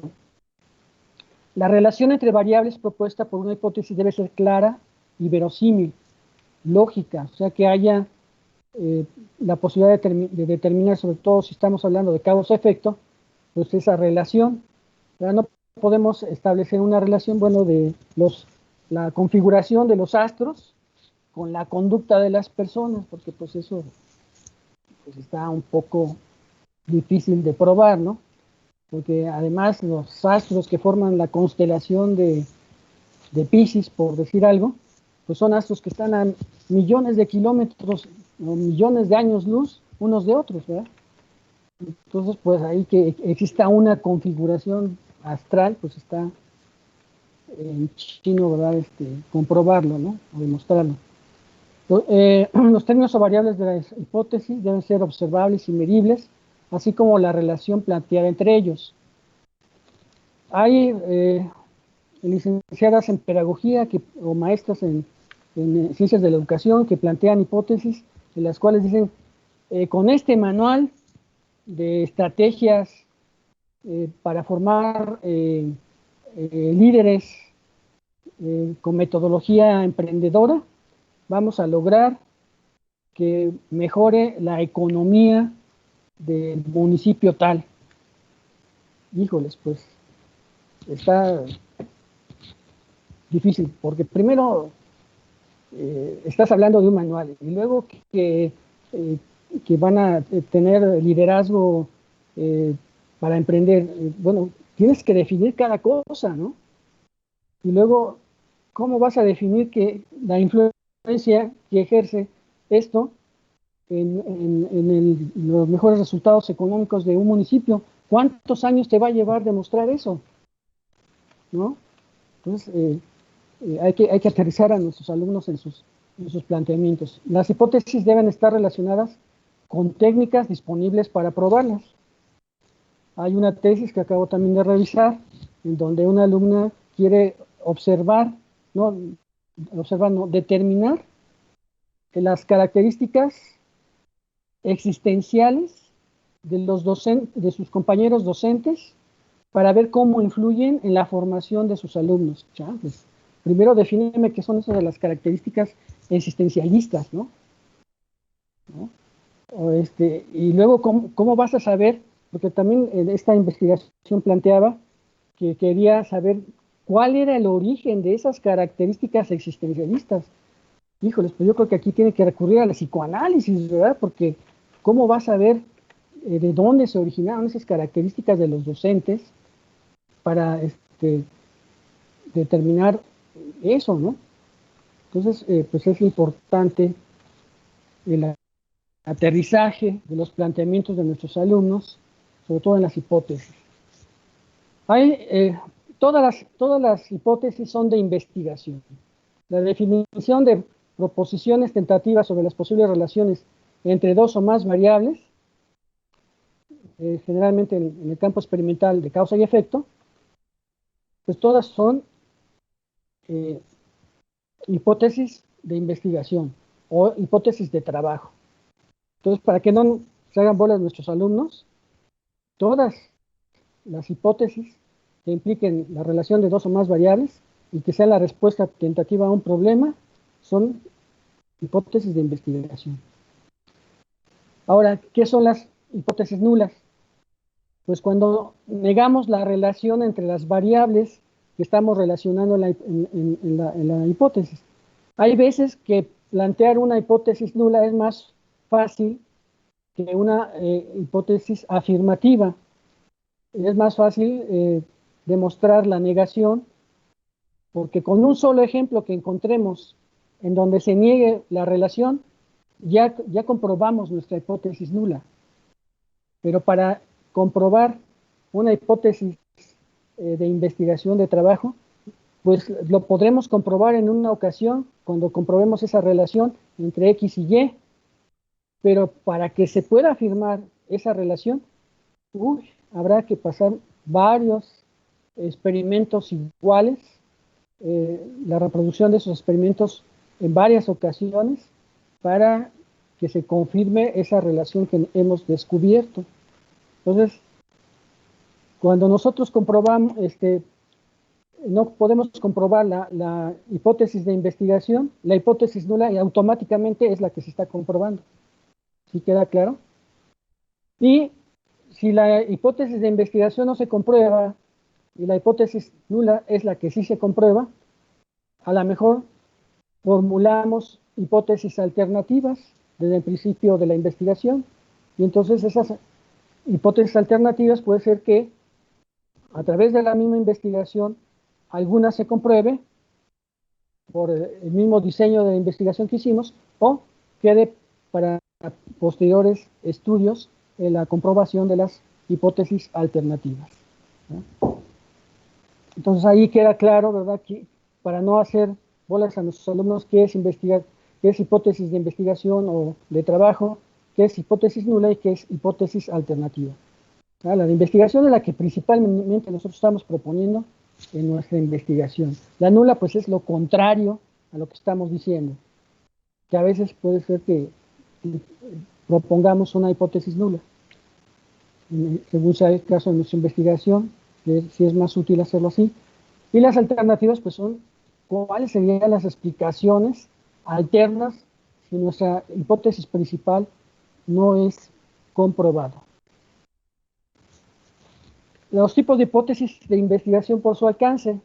Ya decíamos anteriormente que hay descriptivas cuando se trata de predecir un dato o valor real. Por ejemplo, el incremento de la violencia intrafamiliar después de la pandemia, creemos que aumentó en un 50%, ¿no? Esa es una hipótesis descriptiva. Y luego la vamos a corroborar a través del estudio. Correlacionales. Especifican las relaciones entre dos o más variables. A mayor tiempo de estudio, mejores resultados del alumno en los exámenes finales. Es una hipótesis correlacional. De diferencias de grupos, se formula en investigaciones cuya finalidad es comparar grupos, ¿verdad? El grupo de los alumnos más inteligentes, de acuerdo a las pruebas de coeficiente intelectual, van a ser alumnos de mejor desempeño escolar. En cambio, los alumnos que tienen un coeficiente de inteligencia emocional van a ser los que no tendrán quizá un buen desempeño escolar académico, pero al egresar tendrán mayor éxito ocupando puestos de liderazgo. Bueno, eso puede suceder, ¿no? Y las hipótesis causales, pues que ya sabemos, son las que establecen relaciones de causa-efecto, ¿no? Cuando hablamos de hipótesis, pues hablamos también de variable. ¿Qué es una variable? Es la propiedad que posee un objeto, persona, animal, fenómeno, acción o evento, que es susceptible de adoptar diferentes valores, que pueden ser medibles u observables, ¿verdad? Hay variables que son ordinales, ¿verdad?, como la temperatura, se pueden ordenar de menor a mayor o de mayor a menor, y hay variables nominales, que por ejemplo puede ser el color de los ojos de las personas, ¿verdad?, o el color del cabello de las personas, el color de la piel. No hay una variabilidad de color a color, ¿no? Tiene los ojos azules o verdes o cafés o grises, pero no hay una variabilidad, un grado. No se puede ordenar en grados. Entonces es importante definir las variables de la hipótesis, porque si no definimos las variables de la hipótesis podemos estar hablando de cosas muy complicadas que no se pueden desmenuzar, que no se pueden observar en una investigación. Y esto complica que a la hora de transmitir el conocimiento en un reporte, en una tesis, pues el investigador no se comunique bien con sus colegas, con los lectores de estudio, y en general con cualquier persona que consulte la investigación y no sepa de qué está hablando. Entonces, pues hay que determinar conceptualmente lo que son las variables de la hipótesis. Por lo menos debe de haber dos: la variable X, en el caso de investigaciones experimentales, que es la variable independiente, y la variable Y, que es la variable dependiente. Sin definición de las variables no hay investigación, porque no estamos comprendiendo bien el fenómeno, aunque sea una investigación descriptiva. Una investigación descriptiva tengo que ver cuáles son las variables que voy a investigar. Si influye la edad, si influye el sexo, si influye el nivel de estudios, si influye en lo que estoy investigando la estatura o la corpulencia física, la complexión física, ¿verdad? Son variables que tengo que considerar de acuerdo al planteamiento de mi problema. La definición de las variables puede ser conceptual y eso tiene que hacerse. Y esto quiere decir que vamos a tener que adoptar términos precisos para explicar la realidad de esa variable que estamos tratando de manejar, o esas variables que tratamos de manejar en nuestra investigación. Los términos tienen que ser muy claros, muy comprensibles, y que quizás no sean los términos que comúnmente se utilizan para definir conceptualmente esa variable, ¿no? Pero también muy importante es llegar a una definición operacional. A lo mejor con la definición conceptual no nos alcanza para poder describir los procedimientos y actividades necesarios para poder medir y observar la variable de nuestra investigación.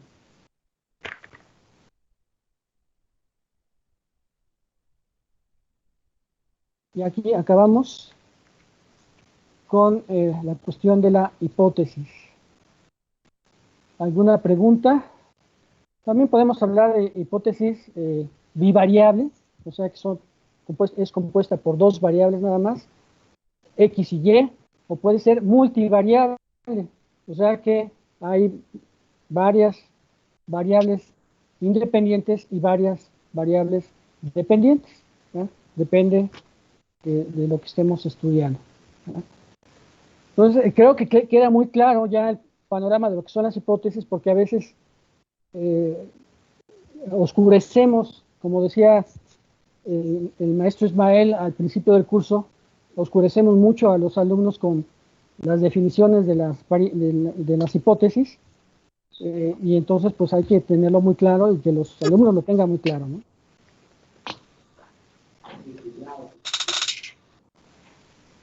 Bueno, pues entonces esperamos que nos lleguen, los que todavía no lo hayan hecho, sus trabajos sobre la definición, perdón, el planteamiento del problema, la parte del planteamiento del problema. Ya les había dado, la maestra Navarro ya lo había encontrado, la licenciada Navarro, maestra, no me acuerdo, que en la plataforma del aula virtual Azteca hay ¿cómo se llama? En el mosaico inicial, hay una parte en donde se localiza el instructivo para la formulación del protocolo de investigación en cuanto al fondo, ¿verdad? Hay un instructivo de protocolo de investigación en cuanto a la forma, que eso lo da la dirección de titulación. Eso también se los proporcionaré en esta semana para que lo conozcan. Entonces, con los dos documentos, pues trabajar lo que resta. Para la próxima sesión, pues habrá que trabajar el marco teórico, ¿verdad? El marco teórico es el siguiente paso. Entonces, ahorita yo lo que espero es que todos entreguen lo que se refiere al entregable, el único entregable que había, porque ya no les pedí ni reportes de lectura ni reporte de los videos, pero espero que los hayan visto y que hayan examinado el material que les mandé. Entonces, el único entregable era el planteamiento del problema, ¿sí? Y es indispensable para irlo revisando y ver cómo lo trabajaron, ¿ok?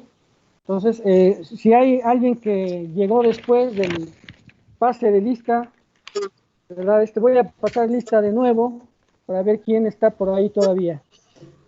Guadalupe Vaz, ¿está por ahí? ¿No está? ¿No está? Cerón Fernández. Cerón Fernández. Cornejo Reina. Cornejo Reina, ¿no está? Fajardo Ramírez. Sí, presente. Bien. Reina Cornejo soy yo, 2 veces me sacó la plataforma, pero ya estoy de regreso, perdón. Que no paga sus impuestos. Ah, ¿Cómo se llama, perdón? Reina Cornejo. Por favor. ¿Cornejo es el primer apellido? No, Reina. ¿Irene Cornejo Reina? No, tiene Reina con Y, Cornejo. Ah, primero es Reina. Sí. Gracias. Luis Galicia Araiza, ¿está? No. Violeta Garrido. Para servirte, buenas tardes. Presente. Cristóbal González.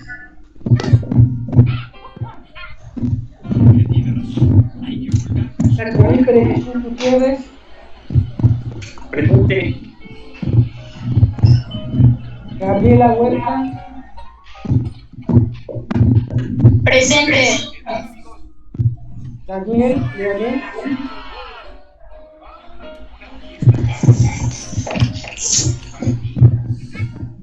¿Está? Mayra Linares Hernández.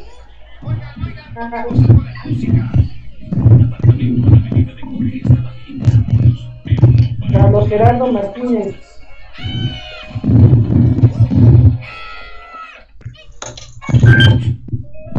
María Guadalupe Monsalvo. Presente. Muy bien. Carmen Rey Muría.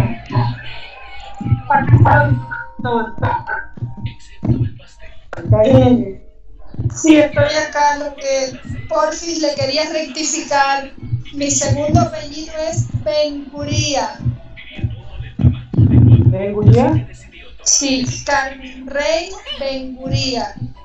Muy bien, nada más. Entonces me están poniendo aquí cosas que no. Sí. Me mandan su trabajo, por favor, su trabajo, su nombre bien escrito para que lo pueda corregir, ¿no? Y ya se lo envié. Cuando le envié la tarea, le envié con el apellido bien puesto. Ah, muy bien, entonces lo corregimos. Luis Fernando Ricard. Aquí estoy, doctor. Gracias. Al contrario. Sandra Rodríguez. Presente. Gracias. Valencia, Gerardo Rafael. ¿Está? Adriana Vázquez. ¿Está? Bueno, alguien que me haya faltado, que no me mencioné. Sí, maestro. Alicia Flores Cordero. Flores Cordero. Sí, aquí está ya. Yo, por favor. Está, Nadia Aurina Muñoz Torres. Muñoz Torres. Nadia Aurina, por favor. Está ya. Está ya. Ok. Hernández Fuentes Alfredo. Hernández Fuentes Alfredo, sí, aquí está. Palmori, yo también. Rivera, buenas tardes. Palmori ya está. ¿Quién más? Segovia. Segovia. Muro Anaya Lidia. Ana Lidia. Ana Lidia, perdón. Sí, gracias. González Ruiz Angélica. González Ruiz Angélica, sí, ya está. Ya está. Pasión Nava Leticia, ¿sí estoy? Pasión Nava Leticia. Sí está. Gracias. Flores Anayeli Guzmán. Anayeli Guzmán. Anayeli Guzmán. No, ella no está. Déjenme ver por qué. Creo que no está en la lista. ¿Es Anayeli Guzmán qué? Rivera. No está en la lista. No, también ya envié la tarea desde la semana pasada y acabo de hacer en estos momentos el reenvío por si existió algún problema. Ok, aquí está. Estoy viendo su mano levantadita. Maestra María del Carmen, tiene la mano levantada. Sí, yo, maestro Almazán, de favor. María del Carmen Ortiz Barranco. Ortiz Barranco. Sí, aquí está ya su asistencia. Muchas gracias. Bueno. Flores Mendiola Celeste. Celeste. Flores Mendiola Celeste. ¿Celeste es con S? Sí, en mi acta está con S. Sí, ¿verdad? Celeste Blanca. Ok. Sí, Ana Laura Navarro, aquí está su asistencia, ¿eh? Bueno, pues ya terminamos con ello. ¿Quieren la semana? ¿Alanís? Martínez Alanís. Sí, tiene asistencia ya. Gracias, maestro. En el curso de la semana les mando el siguiente trabajo, que bueno, lo principal va a ser el tema del marco teórico, pero también otros materiales que les pueda enviar para que puedan ampliar. José Luis Castillo Pérez, ya bajo la mano. Tenía la mano levantada. Sí, maestro José Luis Almazán. Tengo una duda en relación al envío de las actividades. Primero nos dio un enlace. ¿Es el mismo que se va a emplear para todas las actividades? Puede usar el enlace o puede mandarlo a mi correo personal, el correo institucional, que es depto-invap@universidadazteca.edu.mx. Ok, que sería el correo del Departamento de Investigación Académica y Posgrados. Así es. Entonces puede mandarlo cualquiera de los dos, su trabajo. Si hay alguien que todavía no haya mandado su primer trabajo, entiendo que son profesores que están calificando, que están revisando, que están preparando clases, entonces no hay problema, pueden enviar todavía sus trabajos que tengan pendientes, ¿ok? Bueno, pues eso sería todo. Disculpe, maestro, doctor, buenas tardes. No alcancé a anotar, ¿es depto-invap? Se lo deletreo, I de Indito, N de Nación, V de Vaca, A de Almazán, P de Paco. Y luego @universidadazteca.edu.mx, que ya saben, ¿no? Sí, gracias. Sí, y el otro enlace, ¿cuál era, maestro? No, yo llegué a una clase después, no lo tengo. Mire, o si alguien lo pudiera subir al chat. El otro enlace es el de el correo de metodología de la investigación, el diplomado de metodología de la investigación. Es un correo que hice con todos. Déjeme agregarla a usted. ¿Cuál es su apellido? Reina con Y. Ajá. Cornejo. Irene. Ok, es que tengo el apellido al revés. Ok, yo voy a incluirla. Sí, gracias. Para que reciba los materiales. Sí, por favor, gracias. Hay otra mano levantada, Irene. No, ya. Maestro, soy yo, Nadia Muñoz. Oiga, yo ya me adelanté, ya hasta hice el marco teórico en el segundo trabajo. ¿Lo vuelvo a hacer? ¿Me lo revisa o me manda pues sus observaciones, por favor? Te lo reviso y si está bien, pues ya se adelantó. Está bien. Por favor, gracias. Muy bien. Bueno, pues, ¿hay algo más? No, maestro, muchas gracias. ¿No? Pues muchas gracias por su esfuerzo. en esta tercera sesión y pues ahí vamos, ¿no? Ahí vamos trabajando. Doctor, usted nos va a mandar una retroalimentación de los trabajos que le hemos estado enviando. Especialmente del planteamiento del problema, del marco teórico, sí. De lo anterior, pues realmente no es necesario, ya di una retroalimentación general. Les decía al principio de la clase que las sugerencias de actividades están muy bien, que solamente algunos fueron muy generales y que la idea era que fueran más ideas o sugerencias ya particulares a las asignaturas que llevan. Digo, que imparten, perdón. Entonces, nada más esa sería la única observación.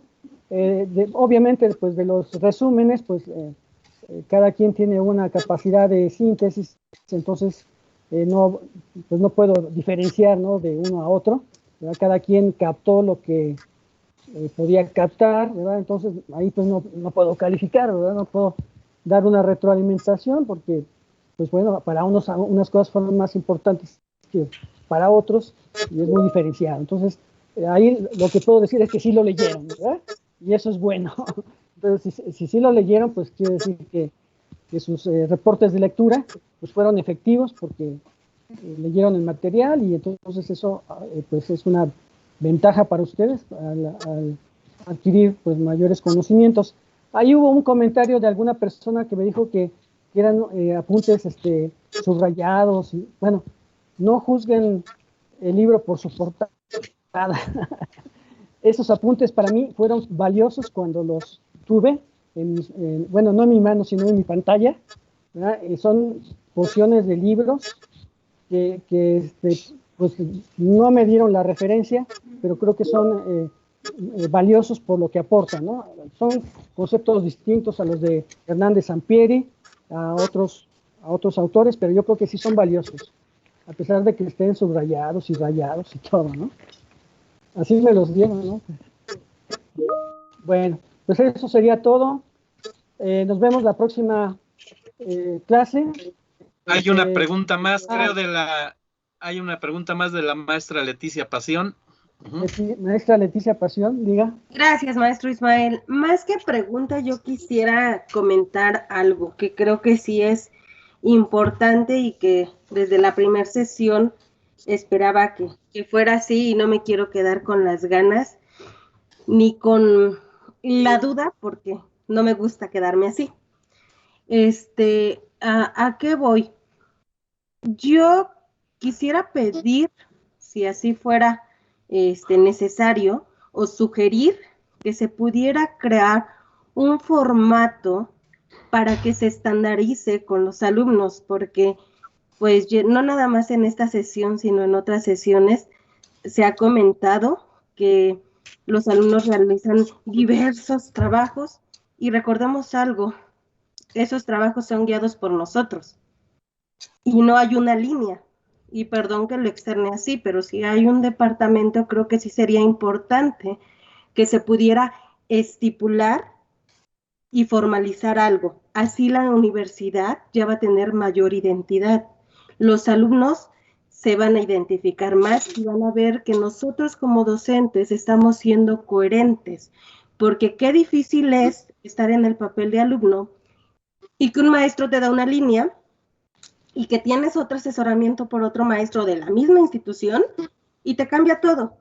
Y lo decían desde la primera sesión, en ocasiones hasta te dicen que es una porquería de trabajo. No me gusta el término, pero así lo comentaron. Y creo que sí es importante que si ya estamos en esta línea de tener una guía, pues que se pueda formalizar. Y yo quisiera pedir, por eso lo digo, ya sea como solicitud o si es necesario y lo aceptan, pues también me agrego y me sumo a poder aportar y que podamos formalizar algo. Yo he trabajado esa materia con varios grupos, no nada más en el plantel de Chalco, sino también en otro plantel, y lo que yo hice de manera personal fue crear una tipo guía metodológica y un formato para darles a los alumnos esa línea, no nada más juzgar lo que hacen, sino pues también orientarlos. Entonces, sí reitero mi petición o me sumo, lo vuelvo a reiterar, a que podamos crearlo, porque estamos igual que los alumnos ahorita. Cada uno de nosotros hizo un trabajo de diferente manera. Y pues creo que esa no es la idea, sino que formalicemos algo y que hagamos eso. Ese era mi comentario. Sí, bueno, tenemos inicialmente el instructivo para elaborar protocolos de investigación de la universidad. Eso ya está en la plataforma y eso ya es parte de esa formalidad. Si nos refiriéramos ya a trabajos escolares menores, pues eso sí tendríamos que hacer una propuesta, ¿no? Una propuesta que pudiera asimilarse para trabajos de investigación de menor talla, ¿no? Yo lo que he visto en la plataforma, lo que me han hecho llegar es la parte de la forma, y yo me estoy yendo no nada más a cuestiones de norma APA, sino a darle el seguimiento formal desde estructura y todo. Por ahí está la licenciada. Y está el material, sería genial que nos los compartan y que todos estemos en la misma línea. Licenciada Laura Navarro, usted ya localizó esta información, ¿nos puede comentar qué fue lo que encontró? Sí, con relación al instructivo, bueno, tenemos ahí unos parámetros para ir guiando, logrando criterios dentro de lo que usted comenta, maestra Leticia, y que todos como docentes, bueno, somos capaces de homologar criterios que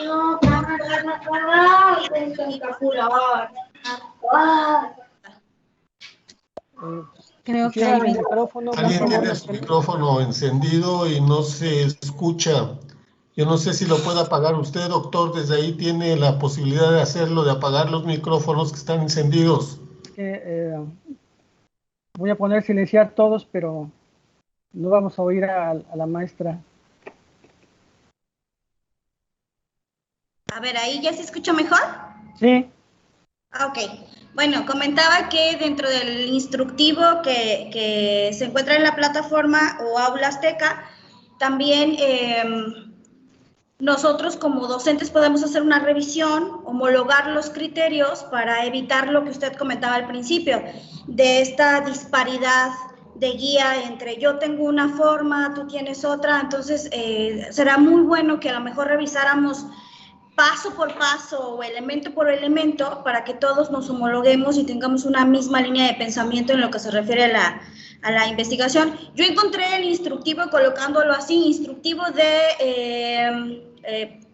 para la elaboración de proyecto de investigación, diagonal Universidad Azteca, y así me salió. Entonces, de igual manera, comentaba el maestro que lo iba a compartir, entonces para que podamos revisarlo, para que podamos leerlo, a lo mejor hacer, no sé, algunas notas sobre esto y exponerlas la próxima sesión, ¿no? Acerca de qué va aquí o qué se debe de colocar allá. No sé, esa es mi opinión. Muy bien. Entonces, en esta semana les comparto ese documento y el de los lineamientos que la universidad da para el protocolo de investigación en cuanto a la forma también, las dos cosas, fondo y forma, ¿ok? Bueno, pues ya terminamos porque ya nos excedimos del tiempo, pero bueno, ha sido muy provechoso y pues me despido de ustedes, que descansen, que puedan descansar algo en su fin de semana. Hasta luego. Hasta luego. Buen fin de semana a todos. Hasta luego a todos. Hasta luego, buenas tardes. Buen fin de semana. Cuídense. Gracias. Buenas tardes a todos. Buenas tardes. Hasta luego, maestro. Excelente tarde a todos. Cuídense mucho. Igualmente. Muchas gracias, muy buenas tardes a todos. Excelente fin de semana. Buenas tardes.